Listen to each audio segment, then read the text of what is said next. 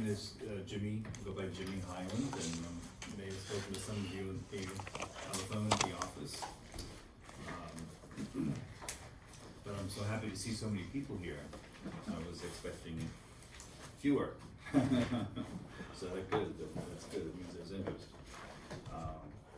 I did print off a few things to hand out, so I'm not sure if I have enough for everybody. I think I have about 20 copies. So.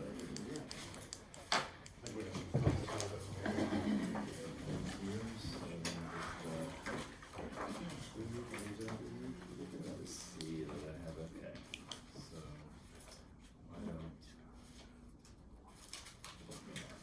or you just pass them along. This is just the actual itinerary. This is information as of fresh off the press today for COVID and entries and.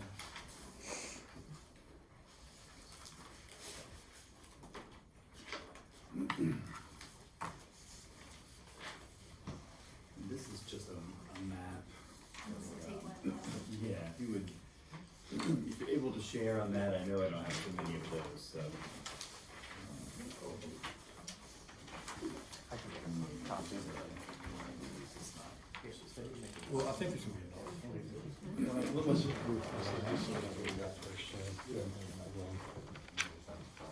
feels like it's a lot. I think, I don't have as many copies of the map, but I have about 20 copies of the other stuff, so. Well, we can make more copies. Thank We do have that capability. you. Thank you.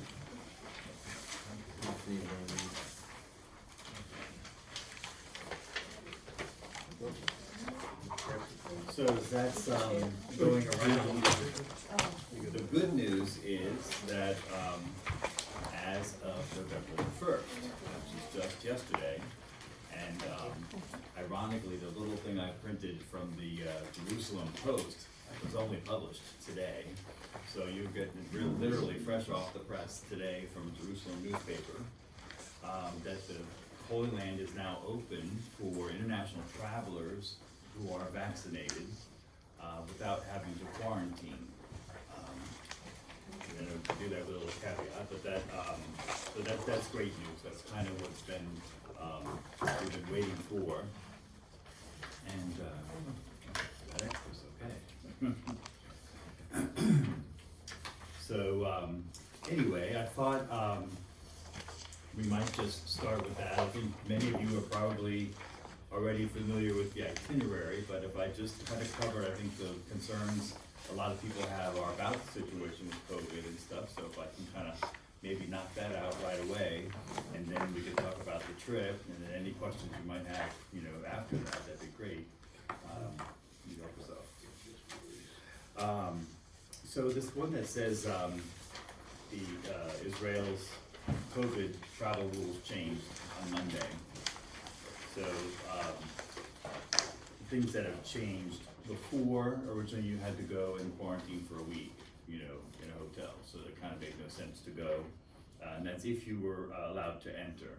So a lot of international travelers were not allowed to enter anyway, unless they had specific purpose or reason to be there. So starting November 1st, individual travelers and small groups, which we qualify for, are allowed to travel as long as you have a valid COVID vaccination, proof of vaccination, and it has to be within 180 days of your arrival there. So for many people, I know for like myself, I think I got it in February or March of last year. If I were going in January, that would be over the half a year, the 6-month period. So you just need to get a vaccination before, a booster, sorry, before you go. The other thing they do require, in addition to having vaccination, is a COVID test before you go. So it's a very specific test, it's the Pcr test, and it has to be within 72 hours of your arrival into the Holy Land. So that means the 2 days before you travel. They'll also give you a test upon your arrival. They want to just be real sure that you're not bringing anything into the country. So when you arrive, they will give you another test. Make sure you get something on the plane. And that is going to be another PCR test, and that can take a couple of hours for you to get the results. Our first day is always when we go to the Holy Land. We go to the hotel in Tel Aviv along the coast there. So that's technically our quarantine. The first day is usually 5-6 hours before we get the results, and then we're off to go. In this one thing here, it says the 24 hours. That's not correct. They say that it's up to 24 hours for them sometimes to get the test results, but they're getting them within 5-6 hours, which is, we arrive usually in the afternoon, we go to the hotel, we have dinner, we really don't need the okay until the next morning when it's time to leave the hotel. So for us, it's very good and very easy, because that's all we do our first day anyway. We'll have mass at the hotel, and then start the next day with the road warning. Also, when you go to the Holy Land, they give you you'll get your results, and during the course of the week, there may be other places when you go to different shrines or different places where there are big crowds. They're going to ask you to show proof. So we'll have that when we arrive. You'll have your own vaccination cards that you'll be carrying with you. You'll also have your whatever you call your negative test result from when you arrived in Jerusalem, and you just have to carry that with you always during the course of the week until it's time to come home. Also, before we come back to the United States, it's part of the U.S. policy that everybody has to get a COVID test before coming back, and that can be the PCR or the rapid antigen test, or it can be really any test to come back. So at some point, the last day or second to last day before we come home, we'll arrange for the group to get COVID tests there, so that we have it to be able to board the planes to come home. New in this thing that just came out yesterday is they are now requiring you to have travel insurance. So we always offered travel insurance as an option. We still obviously do. But they will require you to show proof of travel insurance, because what happens if you test positive, or you test, let's say you test positive when you're in Tel Aviv, and they say, you know what, you test positive, you can't get on the plane, you have to quarantine. So there you are, you're in Israel. Well, the travel insurance is there to help you with those additional expenses. You know, the hotel, they don't want people being stuck there and then not being able to pay. So the travel insurance is exactly for that reason. Travel insurance is good too, because a lot of people, 90% of what happens with why somebody would cancel a trip is because something happens before you go.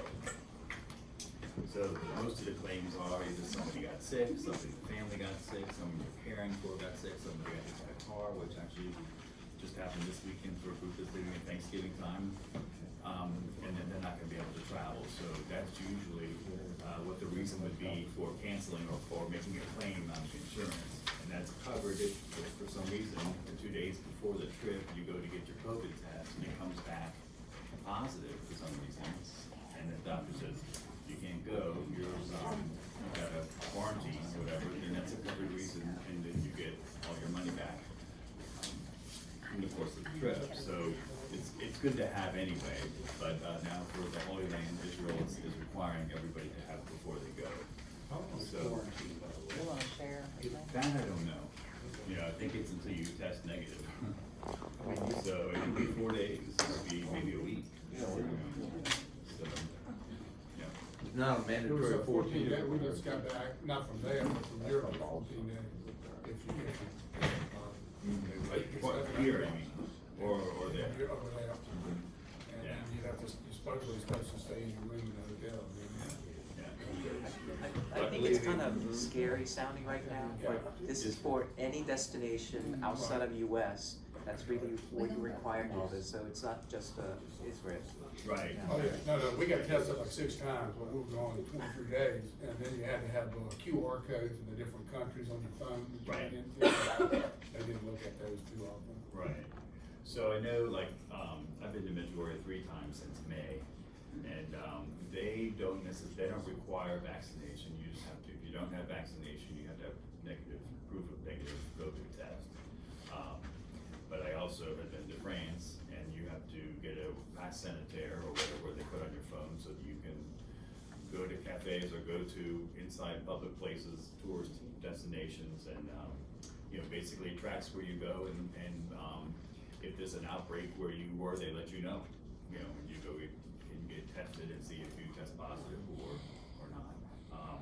The funny thing is I've been back for 2 weeks now, and it still tells me once a week that I'm okay. Every place I went, nobody tested positive, so I don't know what they're tracking. They're not there anymore. But anyway, so it is everywhere. So the only difference about going to the Holy Land is that they will test. You need the vaccine, proof of vaccination, and a negative test before you go, and they're going to test you upon arrival. So it's a little more intense, but if you've traveled to the Holy Land before, they were always a little bit more secure than a lot of the other places. So and it's for our own benefit. So that's most of what's in here. It does talk about, which ones are the acceptable vaccines, and I think it's most of the ones they have here, Moderna and Pfizer and Johnson. The other ones I've never heard about, AstraZeneca, I think I've heard of, but everything else I haven't. The day before the trip, they do ask you, there's a link, and you'll get it when you sign up for the trip too. We'll start sending out some things about the links that you'll need. Right before, the day before the trip, they're gonna ask you, you make a certification that where you've been for the last 14 days, it hasn't been any place where there was red COVID, countries, which US is not a code red country, hopefully it won't be. And then they want you to upload a copy of your vaccination certificate. So you will upload it, send them a picture, and then they send you back a green pass. Called. A green pass means that now you've filled out all the information, you've already given them proof of your vaccination and you're good to go. But you have to do it on the last day because they're also going to want you to put some information about your COVID test that you would have just taken. So all those things, it's tedious sometimes the day before, but we're here to help if you have questions at the office or we can walk you through anything that you have a question about. And it just makes it easier too when you're traveling because it automatically then once they send you the green pass, it goes to your airline. If they don't have a issue, letting you board the plane, and they're also expecting you when you get to Tel Aviv. So that is really in a nutshell the current news as of today, November the 2nd. So it doesn't mean that it won't change. The cost of testing, is that an add-on as well? Or? So it is an additional cost that you'll need to pay on the spot in Tel Aviv. I think the fees are like $25-30. So you're gonna need that twice. You're gonna need it for when you entering arrive. and leaving. So yeah. I have not had any reason to be tested. Mm-hmm. I've had my shots, not the booster fortunately, I have to get another booster. Somebody gave a comment, we're leaving on a Sunday. And we have to have this a day or two ahead of time. If we get tested on Friday, what's y'all's experience with getting the results back on Saturday so that we're on time to leave on Sunday? So there are places where you can go when they have rapid test results, even Pcr tests. So I know, I just know in New Orleans, there's 3 places where you can go and they give you the PCR test within an hour, and they're open every 7 days a week. Oshner has a place right over there off Island Road. You just go in there, and you sit in the parking lot 15 minutes, they take the results. Over there, But is it a You know where Alexander's is? yes, Right okay, there. that Oshner. Just make sure it's a PCR test. Way back in May, we did have some people who did the wrong test, and they made it as far as the last flight before Sarajevo, and they were denied boarding, so we had to get them another test there. I know we kind of started off with the technical stuff, but I think the reason why we gathered here is because the joy of going to the Holy Right. Land. So maybe. So now I'd like to got that out of the way, and we can come back to that after. The other good news is, if you've been to the Holy Land before, you know that that those holy sites and shrines can be very crowded. So right now, it's not crowded at all. There are no lines and no waits to get in most of the places. So these are really good times. If there's ever a time to go to the Holy Land, this is it. You know, waiting to get into the tomb, you know, sometimes that can be a while. This is, you know, we've had people, you know, come back, or people who've been there for other reasons, because it was a pilgrimage, but they were there and they went to the tomb. They were able to go in. They were able to be there by themselves, you know, at the tomb for, you know, 20 minutes, half hour. Wow. You know, so that's just an unheard of thing. So it's a great time to be able to go to the Holy Land. And if there's one place I think anywhere on the planet that everybody should go, whether you're a Christian, Catholic, Jewish, whatever, is the Holy Land, because the Bible comes to life in the Holy Land. And every day you go to Mass, when you come home, you'll be reliving your trip, because everything in the Gospels and the readings will have taken place in a place that you visited while you were in the Holy Land. And it's an amazing kick in the rear end for a faith journey that, you know, just continues for the rest of your life, you know. So it's a beautiful. The maps here, I brought that because somebody had asked, and I apologize, I don't remember who it was, about a map for the Holy Land, and you know, kind of vaguely where things are located. So if we look at the itinerary, when we fly into Tel Aviv, we're flying right along the coast there. Is where Tel Aviv Airport is, and that's where we're stopped. And at some point, we will have the opportunity to go to Jaffa and to St. Peter's Church there. But that morning, when we leave Tel Aviv, we're going to go right up the coast. We're going to go to Caesarea, which is along the coast there, and up to Haifa, to Mount Carmel. And Mount Carmel is, of course, where the prophet Elijah, where they used to sacrifice the animals, and so prophet Elijah was there, and of course that's where the mother house of the Carmelites is, and we'll be there. Hopefully, maybe have mass there, and then we'll continue on like inland towards Nazareth and Cana. Nazareth, of course, will be the Church of the Annunciation, and the home of Mary and Joseph, and then to Cana, which is where you'll be able to renew wedding vows for people who are traveling and want to do that.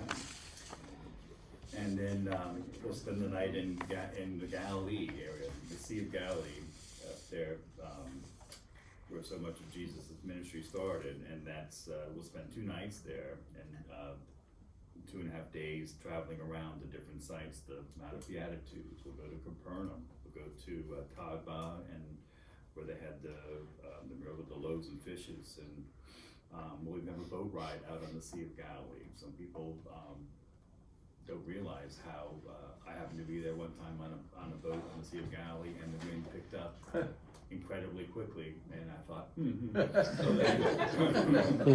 now I know. So like I said, it just brings so much to life, the all of the Gospels and all of the Bible stories, being there and being there firsthand. Then we'll come back from there, we'll go to Mount Tabor. Of course, we have that Transfiguration. We'll hopefully be able to have Mass up there at the top. And come back down to Jerusalem, and that's where we'll spend most of our time, because so much happened in Jerusalem, and from there too, we can visit other places like Bethlehem and Jericho and Bethany, and where else is right there? Anyway,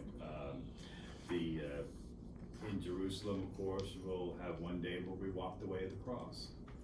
We actually can get a real size cross, heavy wooden cross, and take turns helping carry it. You just can't imagine how Jesus or anybody was able to themselves carry this cross on their own, because you'll see how heavy it is when 4 of you are trying to carry it as you're making the way of the cross.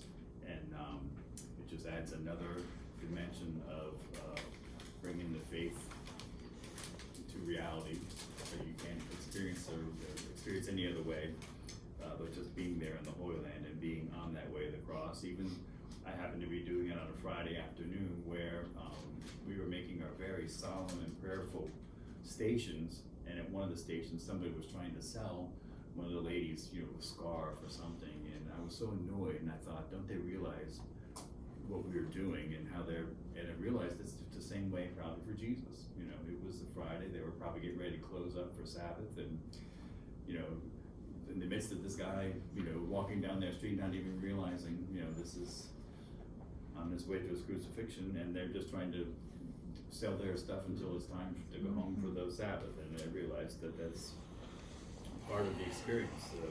And then of course the Holy Sepulchre itself, coming to the Holy Sepulchre, which is where you'll be at Mount Tabor, Golgotha, into the tomb, and you'll see the slab there that they believe Jesus was anointed on. It's just an incredible experience, and something that really to go, you just relive every day, every Sunday for sure, when you're at Mass and listening to the Gospels. The trip is going at the end of January, which is it's a good time to go because it's less expensive and less crowded, and it's also you should be able to visit most of the holy sites and shrines without whole lots of crowds. Israel can also be very hot. It's a desert climate in the summertime, so Jerusalem is kind of high, so it may be very cold in those days. Could be the 50s and 40s, but the Sea of Galilee is very low, so it's temperate all the time, be in the 70s, maybe 80, and so you just have a very nice. So it's good. It's not too hot. You're not exhausted at the end of the day and running for air conditioning, as we know. Americans, especially here in Louisiana, we like good strong air conditioning and lots of ice, and those two things are on short supply in the Holy Land. So No ice.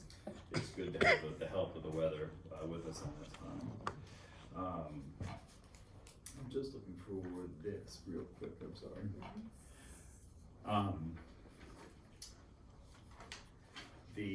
For those of you who haven't traveled abroad before, the price includes the air from New Orleans. But when we leave New Orleans and we fly probably through New York to Tel Aviv, you'll be leaving one day and you'll be doing an overnight flight to Tel Aviv. And it's a fairly long flight from New York to Tel Aviv. But when you get there, it'll be 7 hours or 8 hours ahead. So it'll be a very short night. So the land part of the trip will start actually on day 2 if you look at the itinerary, and I realize that we're running out of ink or something with the printer there. I apologize for that. But on that second day, after that night, that's when you'll arrive at the airport in Tel Aviv, and that's when they'll give you the COVID test upon arrival, and then we'll be off to our hotel, from there to get a good night's rest, and then start the next day hitting the road. We have one night in Tel Aviv, and then a couple nights in Galilee, and then the rest, 5 nights, are in Jerusalem. And that's so once you get there, you don't have to worry about packing and unpacking. One day you'll go to Bethlehem. You'll take trips out of the city and come back, but always come back to the same place for dinner. There'll be a special dinner on the last night in Jerusalem before you go back to the U.S. There's a question. Yeah. This says airfares is the prices from New York, but you said it's from New Orleans, so Yeah, is that just a correction? Yeah, let me just see which. Underneath day 10, price includes. Yeah, somewhere on the flyer one is the price is not on here for some reason, but the one with the picture has the price, which Okay. is from New Orleans. And you'll notice, like, when you go to, just if you go to register online, when you go to click, it'll say New York, and then you have to add where you're actually flying from. You'll put New Orleans, and it'll put that in there, and you'll see the price will come up to whatever it is underneath that picture. Thank you. Yeah. And that includes, taxes and, you know, any fuel surcharges or things like that. The only thing it doesn't include is the testing upon arrival. In general, the trip includes breakfast and dinner every day, and they'll stop somewhere while you're out traveling for lunch. And lunch is usually, I don't know, I ate a pretty good lunch, as you can tell. I usually budget $20 a day, and I always have extra, you know, change. And they'll take credit cards. A lot of places will take US dollars. But you can also get shekels before you go, which is the currency there. The entrance fees everywhere is included. The only thing that's really not included besides lunch is your guide and your bus driver will be with you for the whole week. So at the end of the week, it's customary to give them like a little tip. And that would be one for the guide and one for the bus driver. The tips in all the other places, despite what they may tell you, the hotel or restaurants will be taken care of. So do not feel obligated to leave extra money at the restaurants or hotels that are for the included dinners, you know, or the included breakfast or the hotel. So What do y'all recommend for the driver and for the tour guide? we usually recommend $10 to $12 a day for the guide and maybe a little bit less for the bus driver. So if it's, let's say it's 8 days, then you're looking at maybe $80 for the guide and $60 for the bus driver, something like that. You'll see the bus driver every day will be taking you all the places. In Jerusalem, it'll be less so in some places. They'll drop you at the gate to the old city. You can't get into the old town to do like the Way of the Cross or see the Holy Sepulchre, but they'll come pick you up at another gate or back at the same gate. But you should have the same bus driver the entire time, and so you can do that. And if you decide as a group before the trip goes, you want to do like collect it in advance and then give it to somebody, give it to father or something. If you want to have him just hand it out, that's fine too. And it makes it easier at the end. You're not trying to remember, oops, where's my $80 or something like that. So, but if you'd rather wait and do, you've got extra shekels you want to get rid of, it's a good way to leave those instead of using up money. Sorry if you already went over this. The travel insurance is not included in that price, but it is required, is that right? Yes, yeah. And do we have any idea what that costs? So the travel insurance, you can get it from anywhere. We offer it on our website if you like. It's TravelX is the actual insurance company. And there is Travel Basic and Travel Select on there. And we used to only offer one, it was Travel Select, but as rates went up, we offered Travel Basic because it still covers the basic things like trip cancellation before you go and emergency medical if you need to be hospitalized or flown home. The difference between Travel Select and Travel Basic really is just the amount of the limits. They both cover up to 100% refund if you have to cancel before you go for a couple of reasons, someone's sick or you test positive or something like that. If you are traveling and you need to be hospitalized, I know the Basic, I think, covers up to $15,000 at medical, hospital, whatever, up to $100,000 to fly you home. The Travel Select is up to $50,000 at the hospital and $500,000 to fly you home. So they cover the same things, just that the limits are higher on the Travel Select. And the price is based on your age at the time you sign up for the insurance, not at the time you're traveling. So if you got a birthday between now and then, sign up before your birthday. And then the price of the trip.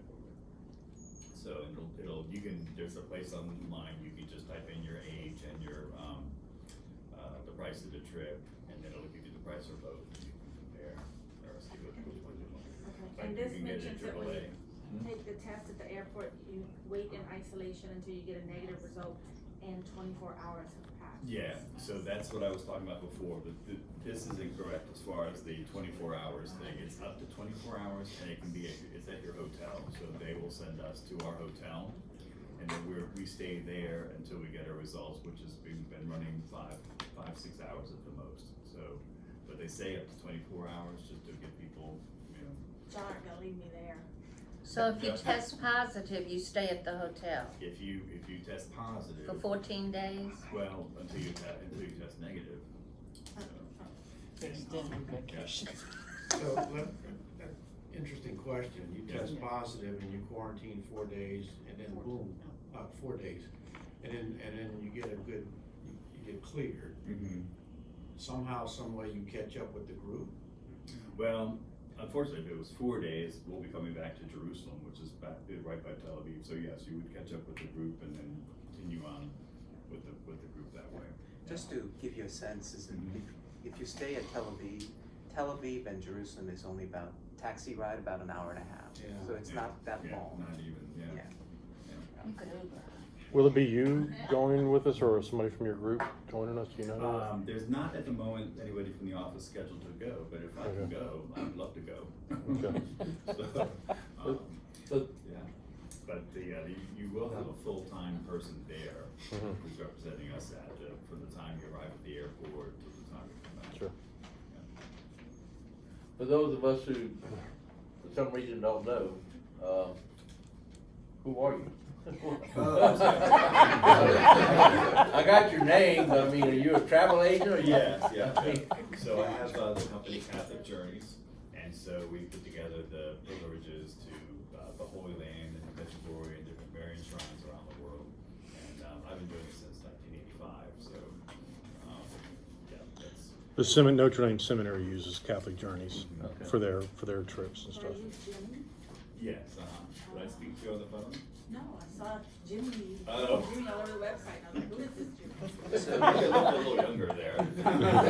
So Jimmy has, for me, you've done 2009 Holy Land for me, and then I think next 3 years consecutive, I think you did my Guadalupe, Mexico That's right, City, that's right, yeah. and then you also did we had a Holy Land trip, but we diverted it to Rome, Okay. and then yeah, so he did about 6 of them for me. But yes, so that's who I am, Thank you. and it would be my pleasure to be able to go in January with you if I can. So let's see how things go. Are you ever home? Unfortunately, about 18 months I was home. Yeah. I have a question. I'm a little nervous about going over there. Uh-huh. Could you talk about that a little? Okay. And nervous about what in particular? Just what goes on over there? Okay. Safety, you mean? So, in Israel, they are really one of the safest travel places, on the planet. They are very, before you go, they have vetted you. That's part of the reason you do the things online, the questionnaire. A lot of it's gonna be medically related this time, but anyway, they're very good at, being alert for terrorism or anything like that. Most of what you would see, like in the news, would be in areas like Gaza, which is a strip, and then you can see it on the map. That's on the Mediterranean, on the Egyptian border there. And sometimes there's issues on the West Bank, which is the part from the River Jordan to just before Jerusalem on some people call it the occupied territory. So, when something comes up, the bus drivers and the guides all have to have radios and their phones. So if something comes up, they will know. And really, it's not, we do private buses. We don't allow anybody to get on our bus. It's not in our group. That's, the thing.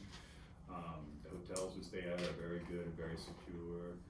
Most of the issues, unfortunately, are between Palestinian and Israelis. And sometimes a target would be soldiers. And we're not that target. We are kind of unfortunately, the Christians are the diminishing crowd in the Holy Land. It's become a Jewish and Arab thing. We just happen to be bystanders or, just there incidentally. So as far as travel, it's very safe. And if it's not, there was a time in 2020 where we stopped traveling to Israel for a year and a half because it was the first Intifada, where I don't know if you remember, there were some soldiers that went up the temple wall up to the Temple Mount. Some kids were throwing stones, and then they went up, and that was seen as an aggressive thing, and it just kind of deteriorated. And it really, we had two groups in the Holy Land at the time. Were you one of those groups, Father? Because that was about 20 years ago. But one of them was the bishop that was in charge. I think it's in Washington D.C. was in charge of the Virgin Islands. Had a group there, and he said, if you can get us out, we're supposed to go to Italy afterwards. Maybe could we leave early and go to Italy? Everything is totally fine here, but our families are driving us crazy. They're calling people in the middle of the night. So, for that reason, we flew them out, and then a group that was supposed to go, we gave them Italy instead, and then the rest we just canceled for a year and a half, until we thought it was safe enough to go. But, we're aware and always watching.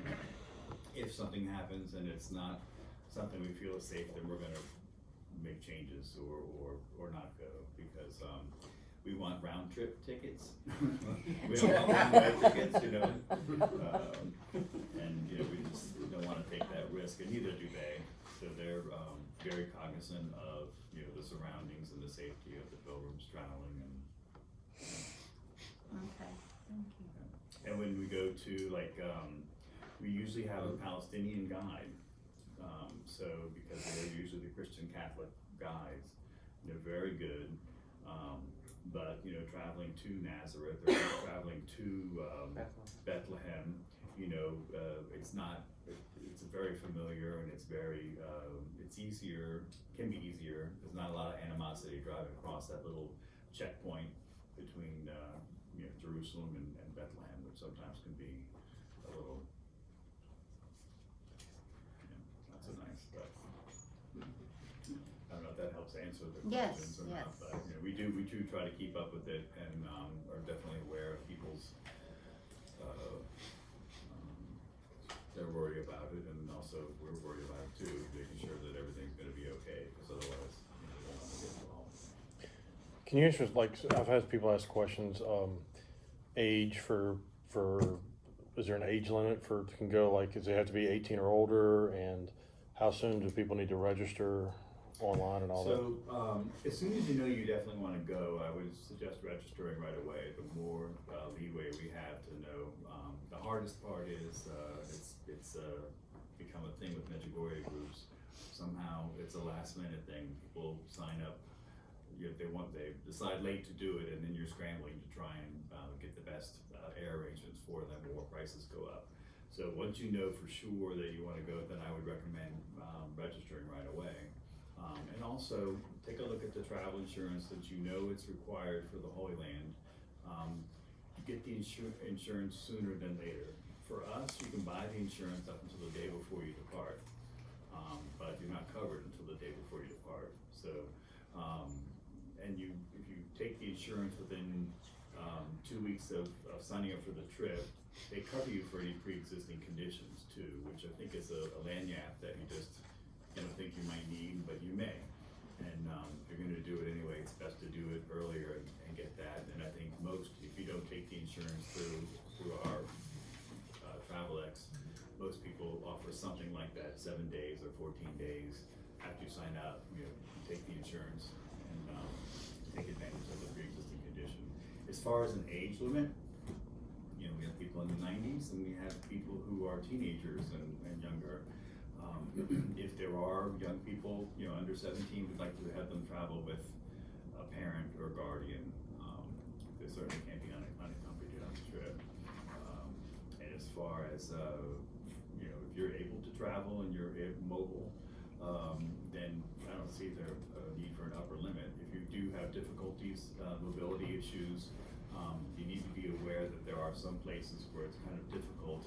The old city of Jerusalem is stone, cobblestone, and not very amenable to wheelchairs and things like that. But if you just need time, if you walk slowly, everyone's going to be happy that you can be their excuse for taking their time, because there's no rush. One additional like logistic, plan ahead item is, wasn't an issue before, but is having your passport, make sure it is within the within the It's six? 6 months, so, you're not coming back until February the 8th. So you need to check your passport and make sure that it's good till, August the 8th, all right? August the 8th. So, and if it's not, you need to apply for a passport, get it renewed right away, and pay whatever it costs for the expediting. I think it's an extra $60. But right now, everything is backed up because of the last 2 years of people not going anywhere and the reduced staff at the passport offices. So they're saying that it takes, sometimes up to 14 weeks to get your passport. If you find that you're getting close to departure and you haven't gotten your passport back, the fallback is you can call the passport office in New Orleans, and as long as you have your ticket, which you will within the 2 weeks, you can set an appointment and they'll do the passport for you either that day or in 1 day, so that you can have it in time for your departure. But best if you can get it done or double check now.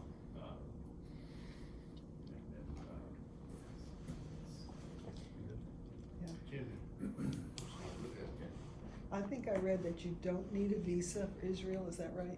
Correct. Okay. When you do apply for the trip, when you sign up for the trip, I go by Jimmy, but my passport name is James Milton Highland III.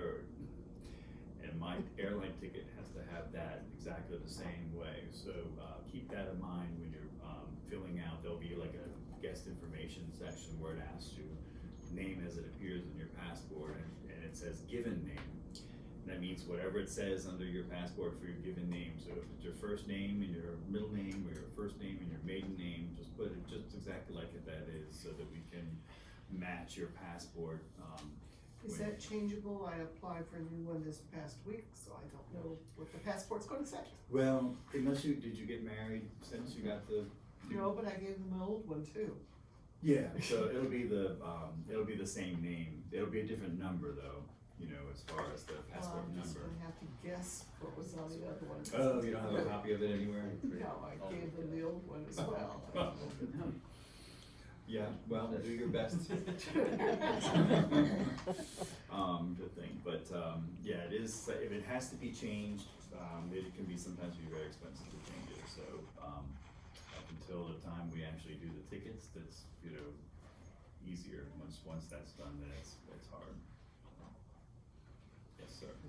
Will this group hook up with any other groups, or we just stay? No, you'll be one, small group, or whatever size you are. We don't combine groups necessarily. Father, I think, has opened it to anybody who signs up. Yeah. But, it's not like we'll say, okay, we got a group of 10 we're not gonna try and make a group of 40. If you're 20, you're gonna stay 20. We're not, I like having the group come together organically, not forced. Is there any opportunity for like a side, any excursion like to Masada, for example? Is there, since we're so close? Yeah, you could. It's a long day when you go there, because it's all the way down at the bottom of the Dead Sea.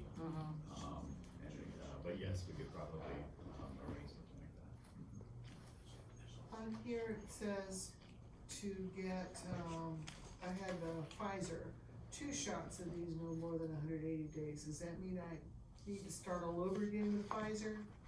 No, so like if you have, what it's saying is like Pfizer or Moderna, you had to have two shots. So your second shot has to be within the last 180 days. If not, then you just need a booster. Just one booster, Right, okay. yeah. Are you going to send us some information at what point on what to pack? Oh, yeah. Are we going to have laundry, or, Yeah. I went to Nicaragua with what I was wearing on my back, but are we going to have luggage handlers, or are we responsible for our luggage? Yeah. Well, all those things too. What I'm hoping that in January I'll come back and maybe we can have an orientation meeting, and then talk more about, maybe how you're gonna get to New Orleans, and also flight times and how to pack and what the temperatures are looking like, you know, and, also any changes. We're having more meetings these days because, as you know, this is, as of today, we're the 2nd, so by January the 2nd, it could be something else, you know, or additional or less or something, so, definitely we'll go over packing. In general, though, you can bring 1 suitcase and 1 carry-on bag, and the suitcase usually has to be 50 pounds or less. It's included on the price. That's correct, right. So anything over 50 pounds or a second bag, then they will, charge you, and sometimes it's up to $100. What airlines are you utilizing? Most likely would be using United. And do you have any recommendations of reading material? What I could do maybe is put a little list together and then send it out, and, or send it to Father for now, since I don't know everyone's Yeah. addresses. But, Yeah, you could just send me that and I'll throw in the Padre pick of the week. And everybody can see it in the book. I don't wanna spoil the wonder, but, I mean, YouTube has everybody's pilgrimage of Holy Land on there. Yeah, yeah. If you type Holy Land pilgrimage, you will see everything on YouTube. But is there like, that's what you're probably asking, is there like a travel guide There book was that a you would Pilgrim's recommend? Guide to the Holy Land by Father Doyle, and I'm trying to, I think it was Joseph Doyle, because it was the same name as a Joseph Doyle that was in, New Orleans. Mhm. But I don't know if that's still in print. That was my favorite one because it named every place. It gave you the biblical, readings for that place, you know, the historical, and then the current, you know, so it was kind of nice to kind of, have that in all the places, and it went to all the pilgrim places, so, you know, yes. For this tour, we're all going to get on the same plane in New Orleans? Yeah, so you'll all be traveling together, and then on the ground too, hopefully you'll all be on the same bus. Okay, I knew that.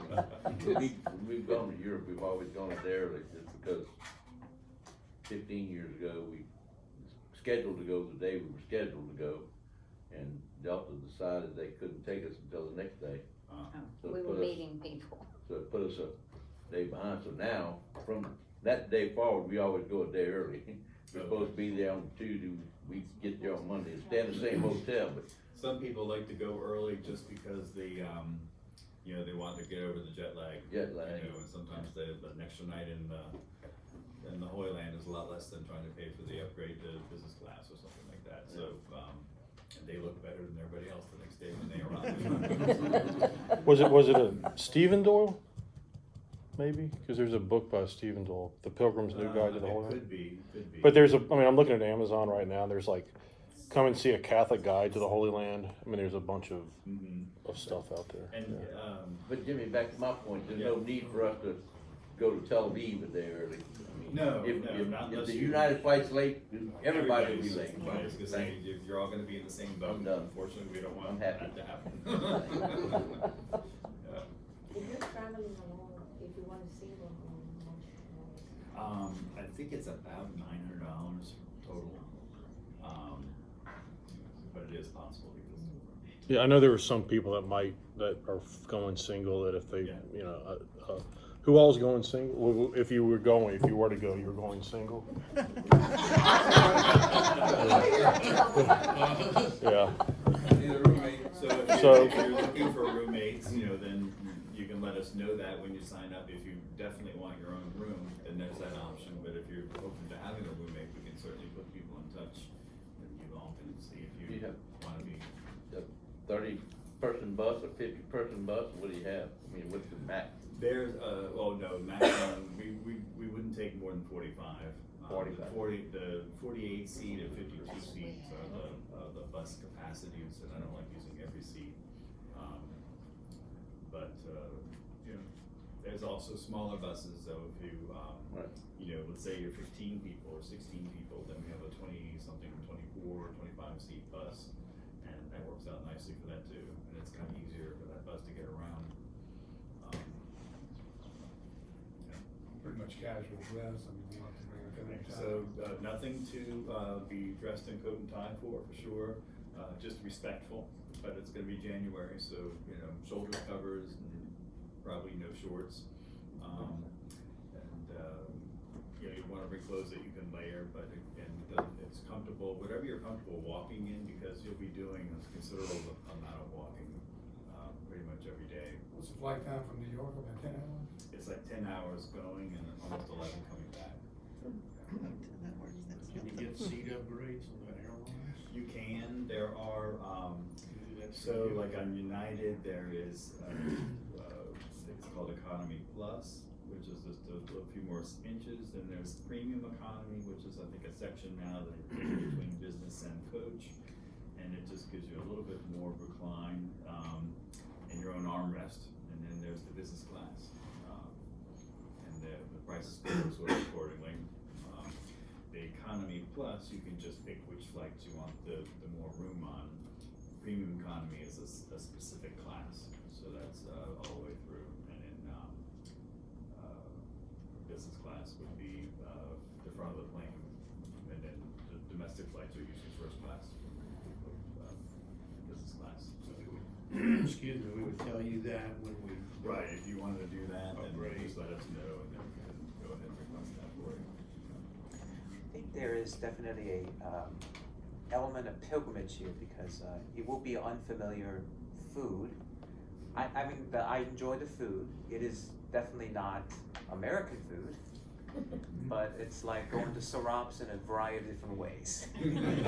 Sarab's and al-bashas, but in a much more tasty way because it's so fresh. Is over there. Like the pita bread is. It's like a paper over here. It's over there. It's just like Has good moist. taste. Yeah. Yeah. The food is generally very good. Lots of fresh vegetables and fruits. All of it okay to eat. You will have the opportunity to get bottled water every day. They'll have bottled water on the bus. I think the bus driver every day fills it up. I think he charges sometimes like $1 for the bottle. But I even drink the water, and some of the hotel I bring a bottle now with me. Currency exchange? Currency exchange, I don't know, I didn't look the shekel, but it's called the shekel, and I apologize for that, I forgot to check the exchange. Shipping in shekels or just a bundle of ones? 'Cause I always bring a bundle of ones, just in case, and then, shekels, you can get some, before you go if you like, you can get some at your bank ahead of time, but you can also bring your ATM cards.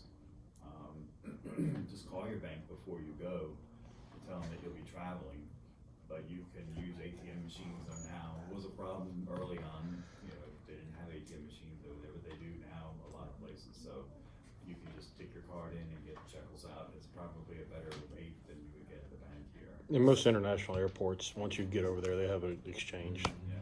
thing. Cell phone coverage, is there certain places to use your phone to call the kids? Well, you'll have Wi-Fi at the hotels, and also most of the buses now have Wi-Fi. So, you can do a lot of that, free phone and stuff like that when you're on Wi-Fi. Otherwise, I travel now, I have AT&T, but I think every carrier probably has something similar. It's called the International Plan. And it's, when you travel, like when I leave the US, the minute I land someplace and I turn my phone on, it starts counting, and it's I think it's $9.99 a day, or $10 a day, or $10.99, something like that per day, and I can make unlimited calls or emails or whatever, and it's one flat fee. So that for me, it might be more than what most people need, but so if you just travel around Israel with your phone in airplane mode, you'll never get the dings and the roaming charges and all of that. You can just use the Wi-Fi on the bus or the Wi-Fi in the hotel. But if you want to be able to use the cellular service and stuff, I recommend checking with your provider to see if there's something similar. And they may have something that's less than $10 a day that might be like so many, I don't know what they call it, megabytes or something of usage. So, that's what I would do. I just do it because I don't have to think about it. I just use it and not worry about where I'm charging or where I'm. My hope for this trip is that, we have a good time and it's an enjoyable, pleasurable trip. But, everything that we do in the church, all of our sacraments are physical, right? They're baptism, we pour water, confirmation is the oil, the Eucharist, we receive Jesus present, body and blood, soul and divinity. And my hope is that we get there, this trip in a way is sacramental for us, that we're physically there, physically encountering the places where Christ himself walked, where he encountered others. And hopefully each one of us that goes at some point on that trip will have a profound experience, and encounter Christ there, physically present, and bring him in our hearts and come back new, changed with that encounter.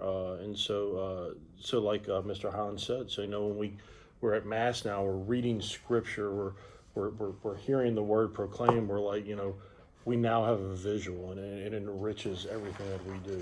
So yeah, this is definitely a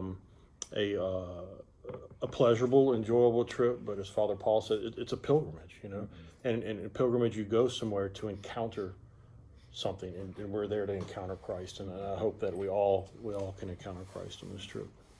And when you mentioned about the phone and people maybe bringing their laptops, whatever, try and, I do it because I'm worried about someone trying to get me from the office, but otherwise, try and detach, let people know that you're not gonna be, talking to them every day, that no news is good news, and try and divorce yourself from the daily goings on here, because that's part of what the trip is. You making that step out, that journey there to encounter there, and you want to immerse yourself in all of that, the Holy Land, and what the Holy Spirit has in store for you there, and don't get sidetracked necessarily by being on the phone all the time or emailing all the time if you don't have to, because it's you don't want to miss that opportunity to really immerse yourself in the pilgrimage. That was gonna be one of my questions, is I noticed the itinerary was really packed, which is wonderful, but with it being a pilgrimage of great meaning, will we have enough time at a lot of these places for time and reflection and, to be able to receive that? Right. You probably will have more now than you would have before, just because of the lower numbers of people. A lot of it would be like going to I don't know, an attraction or an event, when there's a lot of people there. Sometimes it takes longer to get in, you have less time there, you're making room for another Mass that's coming. When there's less people there, you have more time, quiet time, prayer time, and that's kind of a nice thing about going in January. I think it's gonna be a nice thing about going now, because it's smaller numbers. And especially while we're in Jerusalem, if there's one day where we don't wanna participate in the group activities, we could just not do that, right? If you're not going to participate, my only thing is that you make sure you let the guide know and let Father know, because otherwise you're on that list and they're expecting you. But if you'd rather do something, walk to the Holy Sepulchre, and there's a lot of things you can do. The Holy Sepulchre, I think they open at 5 a.m. Is it 5 a.m.? Okay.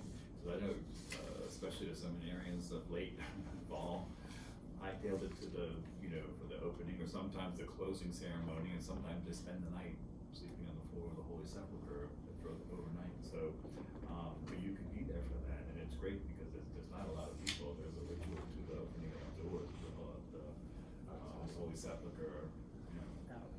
Jimmy, which hotel are you using? The Catholic, the Notre Dame Center? I'm not locked into anything at the moment. We can use, we can request the Notre Dame Center. We can do Latin Patriarchate. What's the Knights Palace, which is inside the walls. I don't know if that's where we stay. Okay, that's next to the Latin Patriarch's house. Yeah. And that's a hop, skip, and a jump, from the from the Holy Sepulchre. So what happened for us was we were only like 8. Okay. We went from 15 to 9 because 15 to 8 or something like that because the bombs were flying over and everybody got scared and that kind of thing. Oh, thanks for that. And, All right, meeting adjourned. We'll see. Could've gone all in without saying that, right? Let's try to get a group here.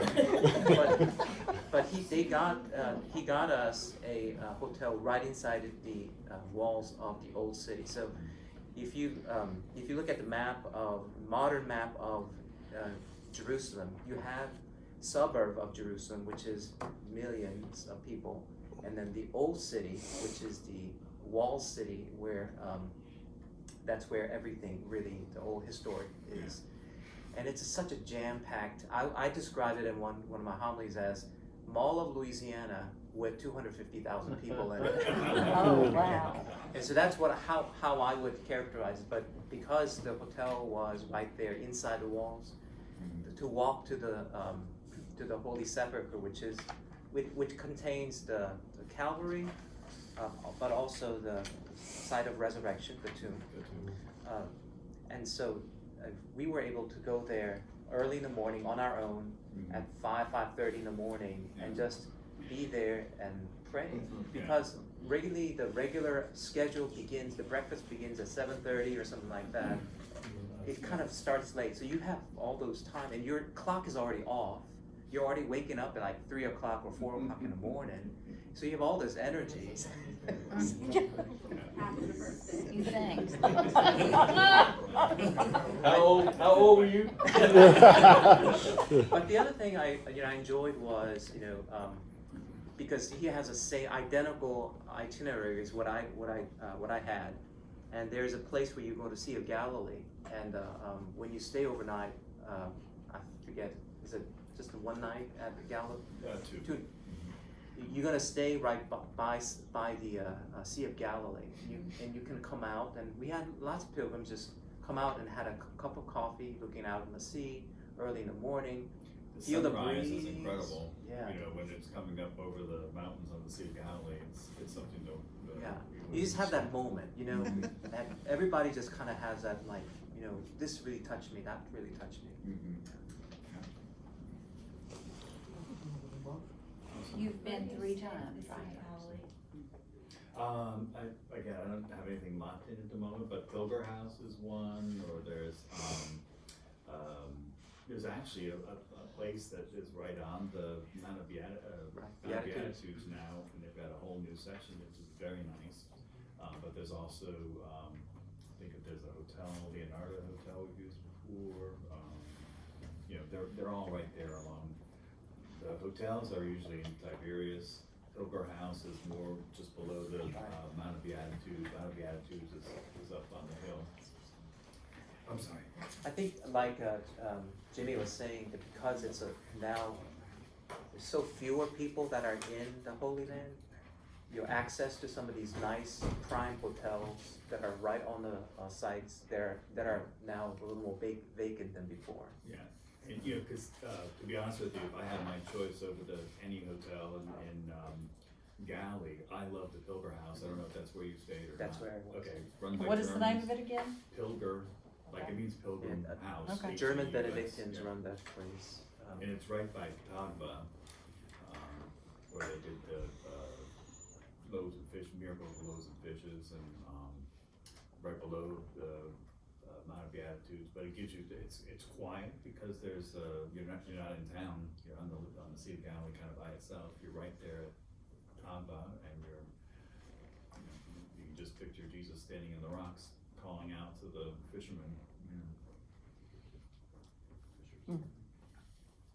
There's less people because of the time of the year. Well, time of the year, but also everything is just restarting. This week is the first time it's really open, where people can come, get their tests, go to their hotel, wait for their results, and keep on going. Before, you had to get approval to go, and you had to quarantine at a hotel before you could, go on, to see the country, regardless of your status when you arrive. So. What's the deadline for a decision? You can decide Up When- until when? You know, whenever, you know, we usually issue tickets 30 days out. So we're looking at, you know, sort of mid-December, because we'll do it before Christmas. So,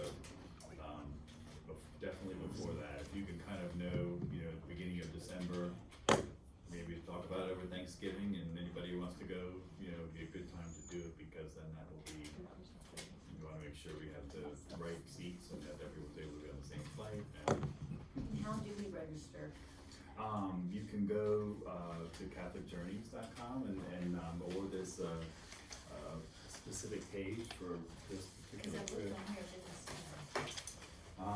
It's been in the bulletin every week. Yeah, it's CatholicJourneys.com/Dawson. Like what? Dawson. Father Dawson. And that'll be directed to his Yeah. page. Or you can just go to their site, click the Holy Land, and then scroll down for the dates, Yeah. and you'll see it right there. And then, or call, you know, we can do it over the phone, or I can shoot you a link or whatever is easiest. Is there a ceiling on the number of people? Well, the ceiling would be 45, you know, we want to go over that. Yeah. We got a couple that we're friends with that would like to, or express interest in this, but they're not in the parish. They actually live out of state. Can they would probably get on in New York or something like that. Yeah, and if they, want to join the group, and they want to air from, if they're coming from St. Louis or something like that, then just, they can put that in there, and then we'll coordinate where they would fly and meet, you know, just somehow from there. Is that it? Any more questions? Okay. If you do find that you have questions when you get home, you thought of something you forgot to ask, you can certainly email me at Catholic Journeys or call. I think the 800 number is on one of those sheets there, but if you need it, it's 800-715-6670. And you can ask for me or for Father Paul if I'm not there. And It's his side gig. the other Paul. Yeah, the other phone. Yeah. Jimmy, we just